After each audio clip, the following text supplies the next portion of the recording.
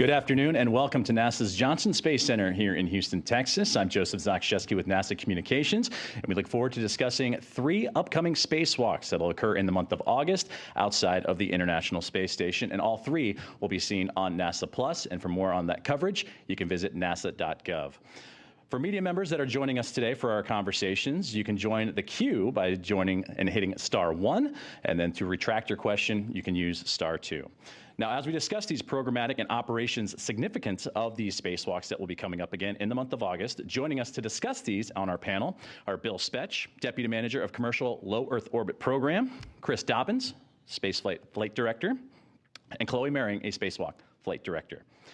Now again, if you wish to join the queue at any point during today's conversation, you can use *1 for our media members on the phone lines and *2 to retract your question.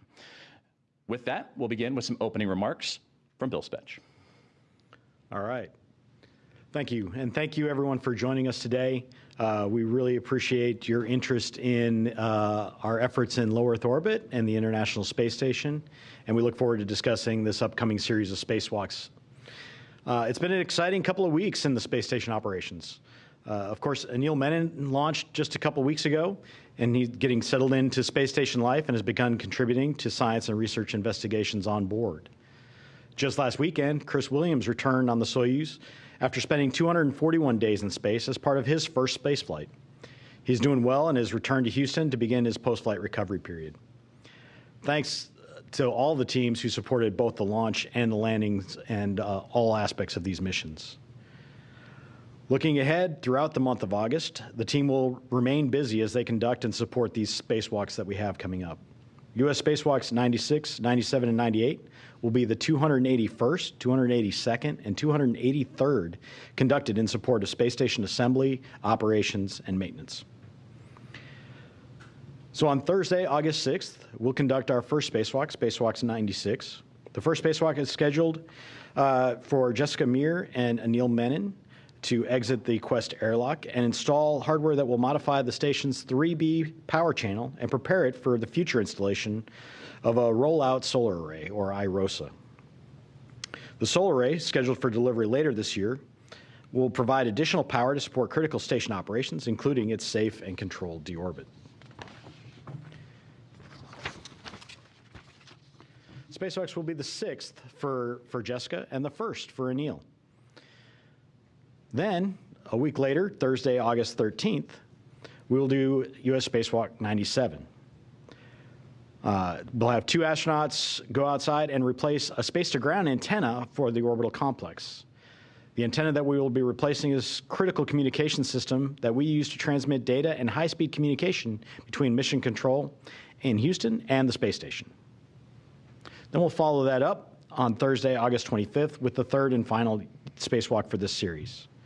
We'll have 2 crew members connect power channel cables, data relay systems as part of ongoing maintenance, including preparations for the space station's future deorbit. The astronauts will also replace a navigational aid that is used for spacecraft docking on the Harmony module's forward port. We will share additional details about spacewalks 97 and 98, including timing, assigned crews, and coverage information as we get closer to each of those. Beyond these spacewalks, we have a busy fall and winter ahead. Early in September, we'll have our next Progress Exchange, where we will launch and dock 96 Progress to the Russian segment of the International Space Station. Then in mid-September, we'll begin our crew exchange for the next Crew 13 mission. That mission will carry NASA astronauts Jessica Watkins and Luke Delaney, CSA astronaut Josh Kutrick, and Roscosmos cosmonaut Sergei Tetryatikov aboard the SpaceX Dragon spacecraft launched on a Falcon 9 rocket. Their work in orbit will advance critical science and technology that supports exploration of the Moon, Mars, and benefits life here on Earth. Then in the fall, we'll get into our next commercial resupply mission from SpaceX, CRS-35. That mission is targeted to launch more than 7,200 pounds of cargo and payloads, including the International Space Station rollout solar arrays that we just talked about. That launch will occur from Space Launch Complex 40. And then looking farther ahead, as we get into the winter, NASA's Northrop Grumman Commercial Resupply Services 25 mission is targeted to launch towards the end of this year. To give us a little bit more about each of these spacewalks, I'll turn it over to our flight directors here, starting with Chris Dobbins. Thank you, Bill, and thank you all for your interest in our EVAs and the space station operations later this summer and this fall. Earlier this year in March, our Spacewalk flight director, Ronak Dave, for the EVA 96, the solar array mod kit upgrade EVA for Channel 3 Bravo, was already briefed in great detail, so I'll just give a few words to remind everyone of that EVA. If we go to the slide with the solar arrays on it, that would be great. We'll be installing the final mod kit for the rollout solar arrays, setting up for the EVAs once commercial resupply mission 35, SpaceX 35, arrives later this year, so that we can install our final 2 solar arrays. Also on this EVA, the crew will be relocating some equipment to help optimize those solar array EVAs as well as the ones later in August to repair the antenna and to perform the upgrades and modifications on the triple jump EVA. As Bill mentioned, the crew for EVA 96 will be Jessica Meir as EV1. She'll be wearing the red stripe on her suit to identify her, and EV2 will be Anil Menon wearing an unmarked suit. On board the space station, ESA astronaut Sophie Adno and NASA astronaut Jack Hathaway will be assisting Jessica and Anil as they conduct the spacewalk and get ready for it. As I mentioned, Ronak Dave is the flight director for this operation, and the person responsible on the ground for communicating with the crew outside of the space station during the EVA will be NASA astronaut Stephanie Wilson. The other person communicating with the crew, specifically the onboard crew, will be JAXA astronaut Aki Hoshide, and the EVA team will be led by Stephen Villano. They're all very excited to go conduct this spacewalk next week and are ready to go execute a safe operation. I'll talk a little bit more about the space-to-ground antenna EVA, which will be a week after that on August 13th. So late last year, we could show the slide of the antenna itself. Late last year, one of our 2 KU band antennas began experiencing issues that prevented it from gimbaling to track the tracking data relay satellites. Those are the satellites in geosynchronous orbit that enable communication with ISS and the ground. Those KU band antennas, we have 2 of them on space station, are what we use for high-rate data communications, which include high-def video, extra audio channels with the ground, and all of our extended science data for our payload specialists. Fortunately, even though one of those antennas is currently degraded and we're not able to use it, we do have 2 on board, so we haven't lost any capability while we've waited to conduct the repairs on this EVA. That antenna you see on the screen now weighs approximately 200 pounds. It's a 6-foot diameter dish, and it's about 6 feet long, so we'll get some pretty spectacular views of crew members holding that antenna as we conduct the spacewalk. The spare we're replacing it with arrived on a space shuttle mission back in 2009, STS-127, and the current active antenna that is degraded we're replacing arrived in 2010, and it's lived a long and healthy life. With that, we've got an animation that describes in more detail how the antenna will be replaced, and I'll hand it over to the production team to show that animation.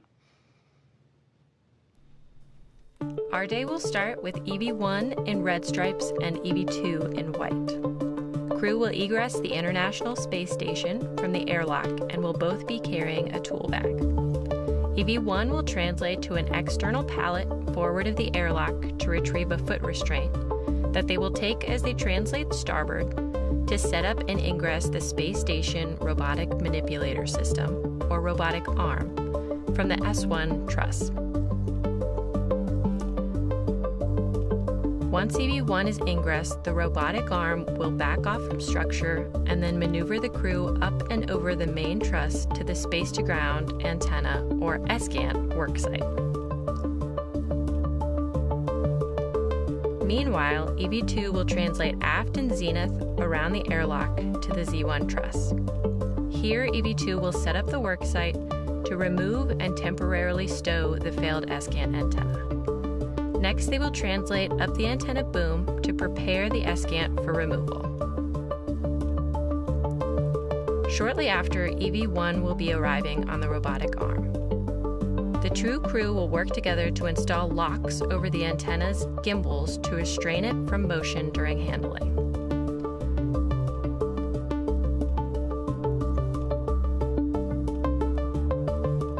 Next, EV1 will demate two electrical connectors.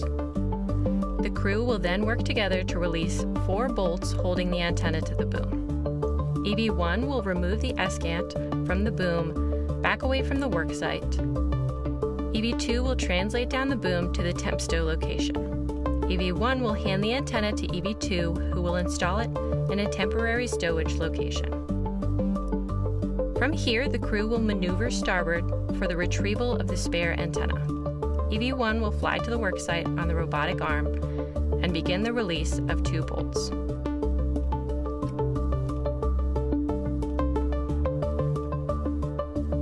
EV2 will translate along the truss to this worksite and assist EV1 with release.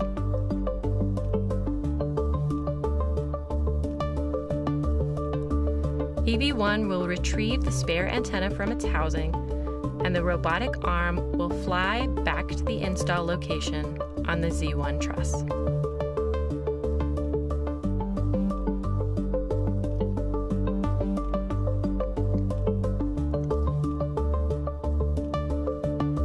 EV2 will translate back along the truss the same way they came, passing by the airlock on the way. Both at the worksite, the crew will work together to get the antenna seated and installed on the boom.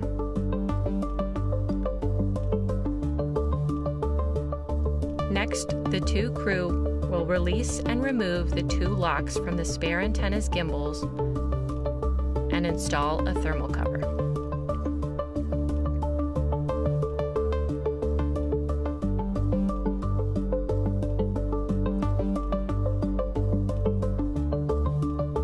EV2 will retrieve the failed antenna from its temporary stowage location and pass it off to EV1.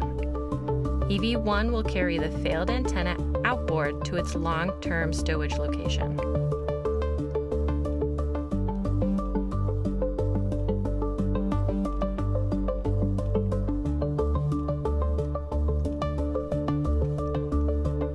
EV2 will work to clean up the Z1 worksite before heading back outboard.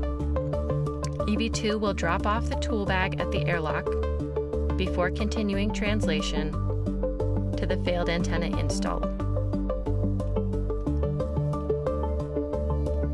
Crew will work together to get the failed antenna stowed and 2 bolts installed.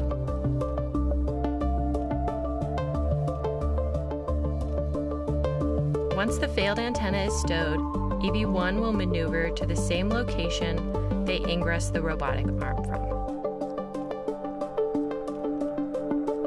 EV2 will begin translation back to the airlock and prepare for crew ingress.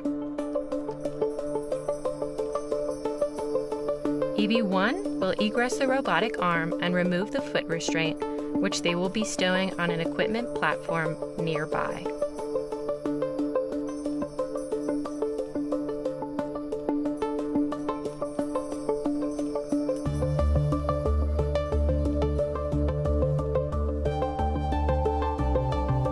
EV1 will then translate back to the airlock, where crew will ingress the International Space Station with their tool bags to finish out their planned 6-hour and 30-minute EVA.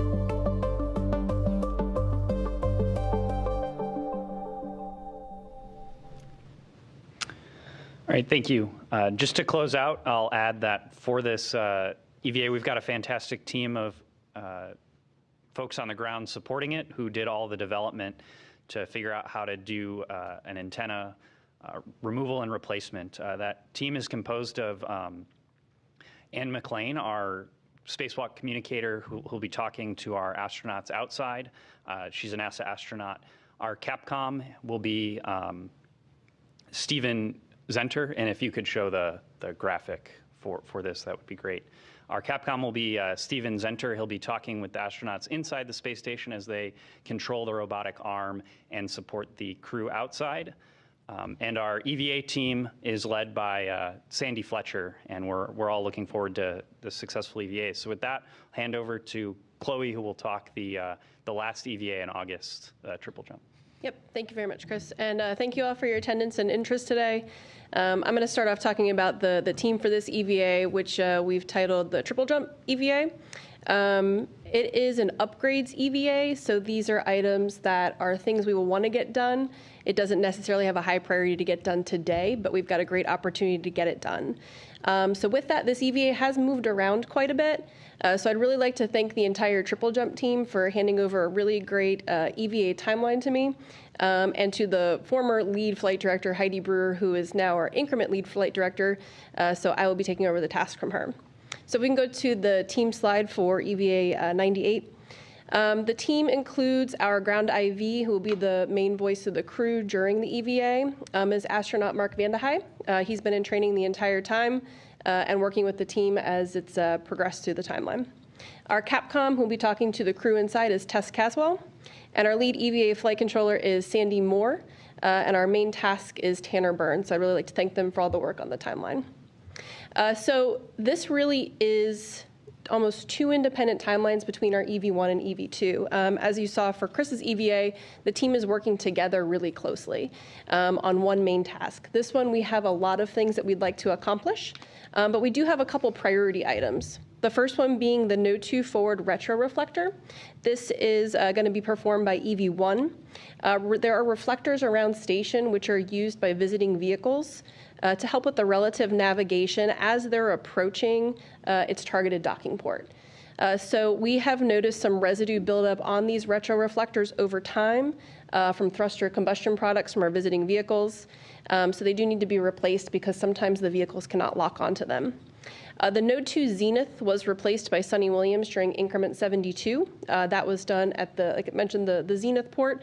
For us, there is no visiting vehicle on this port. When she did hers, there was a visiting vehicle there. So I'd say it's going to be a little bit different for us, but hopefully a bit easier. Our next priority is related to the Alpha Magnetic Spectrometer Payload, or AMS. This was launched in 2011 on STS-134. Over time, with the thermal environment changes that occur in space, this has caused materials to relax over time so that the radiator is no longer firmly up against the power units inside of AMS. So we are seeing a decrease in our heat rejection capability on AMS. There is 46 bolts that EV2 will be going ahead and torquing down to try to bring those two pieces of material closer together to help the heat rejection and to help continue the lifespan of AMS. This one, the crew member will be on the robotic arm, which means the two crew members who are not on the spacewalk will be inside manipulating the arm for that crew member. There are also what we call AMS guide studs that we are going to be adding to the corners of where those 46 bolts are. This is going to allow us to install a new radiator as we do some AMS upgrades, which will occur in the not-too-distant future. And then finally, why the EVA is called Triple Jump. We are going to be connecting jumpers. We have electrical as well as some fluid connectors that are going to help station. So the electrical jumpers, we're going to install one at S4 and one at S6. This is going to help us just improve our redundancy in the event there's any type of failure within our power systems on station. The other line that we'll be installing is for the photovoltaic thermal control system, or PVTCS. This is what we use to cool electrical components out at our power channels outside of station. So we'll be installing two jumpers. They're going to have nitrogen in the lines, and they'll be set up for a future EVA where we're going to go ahead and push ammonia through these lines to give another radiator path for cooling for station. So with that, there are a couple other tasks that you're going to hear about in the animation. I won't get into those details. Instead, I'll cut it right over to the production team to go into the animation. USEVA 98 will begin at the Quest airlock. European astronaut Sophia Adnote, EV1, noted by the red stripes, will egress first and perform some bag swaps, temporarily stowing them on the outside of station. She will then receive her bag for her first task, to on her BRT. temporarily hold Jessica, NASA astronaut Jessica Meir, as she egresses, help her install in our BRT, and close up the airlock. EV1 Sophie will then head on out to the Node 2 forward reflector worksite, pausing temporarily to drop her fair lead hook, and then heading out to the international docking adapter. She'll pause momentarily to pull a lever aft and take some photos, stow her bag, and prep for reflector release. There are 3 Fairchild fasteners released by hand, carefully to not strip them. She'll stow that reflector in a wipe to protect the reflector back inside, and then install the new reflector. Again, 3 Fairchild fasteners. And then remove a tape cover, stow that all back in the bag, and then she'll head back inboard, pausing momentarily to re-engage the safing, apply power to the international docking adapter, and back to the airlock. She'll stow a tool needed in a different task in a different bag. Meanwhile, Jessica's going to head outboard to S1, stow her large ORU bag with the high-def camera, and prep for arm setup. Lee will meet her at S1. She'll install the foot restraint, retrieve her large ORU bag, and ingress the SSRMS for maneuver over to the S1 lower outboard external high-def camera. We'll temporarily install a round scoop and a lens cover to protect our camera during the remove. Jessica will then release 3 cables, a WAP cable, and then a power and data cables. She'll temp those to the side, and then she will release the camera off the ratcheting bracket by flipping a cam lever. A temp stow on the outside of her bag while she retrieves the spare and installs the spare. And then power and data are applied, followed by the WAP cable. Retrieving the hardware from the new, looking at the cable routing, and then back to S1, where she'll egress and head back to the airlock to stow the large ORU bag, protecting the thermocock of the camera. She'll retrieve a crew lock bag needed for her AMS activities, head back to her location at S1, and re-ingress the SSRMS. From there, Sophie's gonna stop at the airlock, drop off her bag and her PGT while retrieving a microorganisms caddy. She's gonna do a couple of different experiments looking for extremophiles on the outside of station, including handrails, her gloved hand, the thermal cover, over here on the lab at a CO2 vent. And the final swab back in the airlock. She'll test the service and cooling umbilical, and then drop off everything, retrieve her pistol grip tool and her new crew lock bag.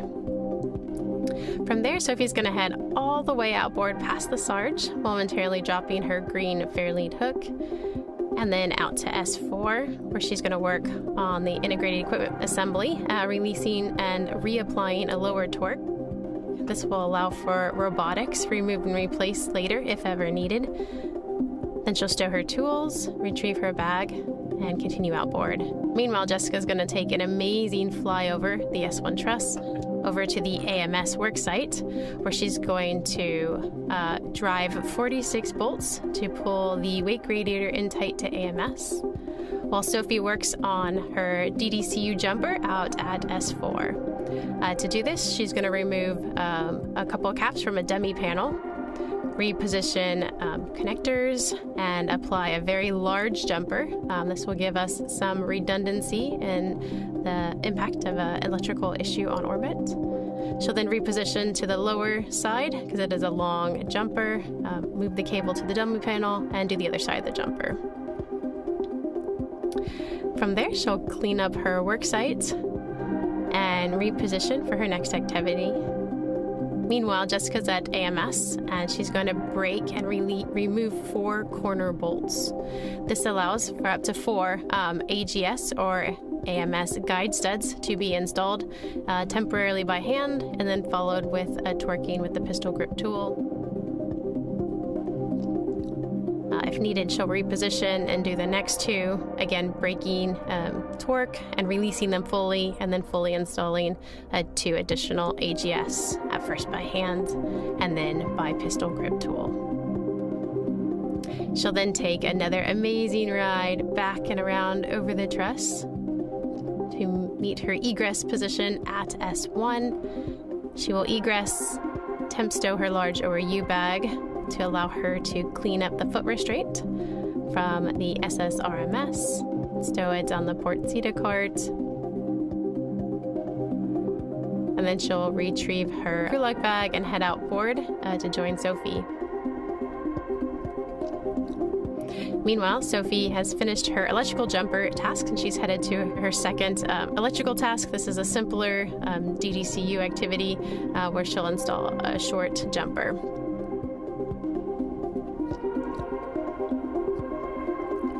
Meanwhile, Jessica will head outboard for a fluid jumper. She's going to pause at S5, S6, pull back a jumper which is filled with nitrogen, and install for a future radiator fill of ammonia. After completing her electrical task, Sophie will pause one more time to do one more jumper. Again, this is a fluid jumper filled with nitrogen. She's going to cross it over S6 to S5 and allow for the future radiator fill. Both crew will meet back at the airlock for a successful conclusion of EVA 98.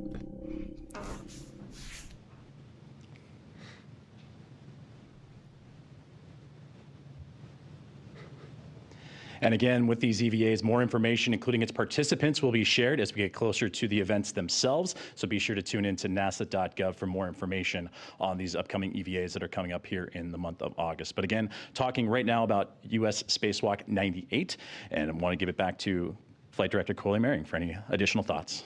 Yep, just to follow up on the couple tasks that I did not mention prior to the video. One of them is the EHDC. That is one of our high-def cameras. We're replacing it because right now it can only take still videos or still images, and it cannot stream video. So by doing this, we'll be able to get that video streaming capability back, which does help for some of the robotics operations. Not required, but it's a little extra view. And the microorganisms, this is the second time we were performing this payload. There were some interesting results I know from the first one, so we wanted to go ahead and do it again to see if we got similar results or something different. So that's why we'll be doing microorg 2.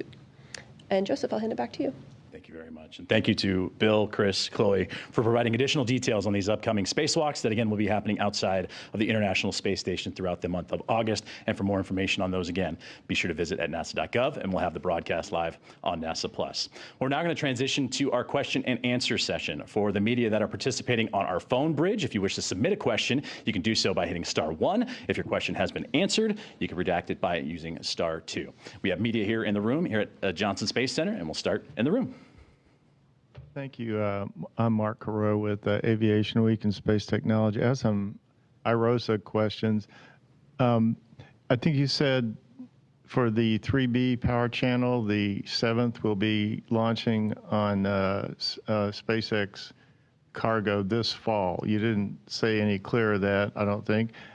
So what I'm asking is, will the other last IROSA go with it, or will that launch later? And what power channel will the 8th one go to? And when do you think you'll complete all of the IROSA work? Sure. They fly in pairs. So we'll get 2 solar arrays flying together on one pallet in the Dragon trunk. And then we'll replace the 2A. The 2A array was the other one that we have to go put this in, and then the 3 Bravo. And so we will do both of those during spacewalks during that mission. And just to be clear, I think the 2 channels you said are 3B and 2A, but you'll do 2A first, and then 2A has been prepared, I guess. 2A has already been prepared. We did that on the last ModKit EVA that we did. And so 3B is the last one that we have to get prepped. And so the other 6 channels on ISS have already have their solar arrays on, the IROSAs on them. And I'm sorry to ask, just to be clear, so will you, I mean, this has gone on for several years and it's complicated and all, but it's working. And so I'm just wondering if you have kind of a estimate of when you think the final one will be rolled out and you'll be finished with this. Oh, yeah. So When they get delivered this fall, I'll tell you, it's on space. I mean, you guys can do the math. It's SpaceX 35. We will conduct the EVA. Our plan is to conduct the EVAs during that mission to install those 2 solar arrays, and then we will be complete, and we'll get them rolled out during that. There are opportunities if we run into any sort of issues or things that could be delayed to after the SpaceX 35 mission if we had to, but our plan today is to do it during that mission. So we'll do the EVAs there to install those solar arrays, and then they roll out at the end of each EVA. That would be kind of during the fall, before winter? Yeah, correct, during the fall. I'm sorry. Thank you very much for your question. We'll now transition over to our phone bridge. And again, for media that wish to participate and that are in the queue, you can use *1 to submit your question and *2 if it has already been answered. And we'll kick things off with Bill Harwood of CBS News. For Chloe, I just want to verify that Sophie and Jessica are EVA 98 since I hadn't seen that announced anywhere. Just want to make sure that's true. And for Bill Spetch, Kelly Ortberg said recently the Starliner is doing very well. He's working with you guys about scheduling. Is it going to be possible in your mind to get a cargo flight off before the end of the year? Or do you think it's more likely to slip into 2027? Thanks. Well, let me take that. So, we'll announce the crew members for the EVA closer to the EVA. I know it was in the video there that we just talked about, but we'll actually make the formal announcement coming up on who will do those EVAs. We like to keep an eye on what happens over the course of the EVA, so we don't have to jostle things back and forth. As far as Starliner goes, we continue to work very closely with Boeing on the Starliner upgrades. I would say the teams are working really well together to make good progress, and that we will fly it when it's ready to go, and where we have a spot for it on ISS. Thank you very much for your question, Bill. We'll go back to the phone bridge with Charlotte Cossett of AFP.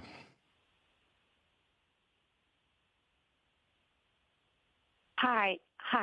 Thanks a lot for taking my question. I actually wanted to ask the same question about EVA astronauts that we had know. So my understanding is that you cannot confirm yet that she would take part in the Spacewalk 98, but is there, is there a plan to make her participate in either this one or Spacewalk 97? I think the question is whether or not they could be participating in either of those next 2 spacewalks. We'll evaluate after we get done with this next spacewalk here, and see where we go with the crew members for the follow-on. Thank you very much for that question. And again, that was our last question that we had on the phone bridge. And again, for these upcoming EVAs throughout the month of August, you can find out more information, including the participants for those EVAs at nasa.gov as they are announced, with the first one coming up on Thursday, August 6th. A very special thank you to Bill, Chris, Chloe for joining us on the briefing here today. And we look forward to seeing you on NASA Plus for the upcoming spacewalks outside of the International Space Station. Have a great day.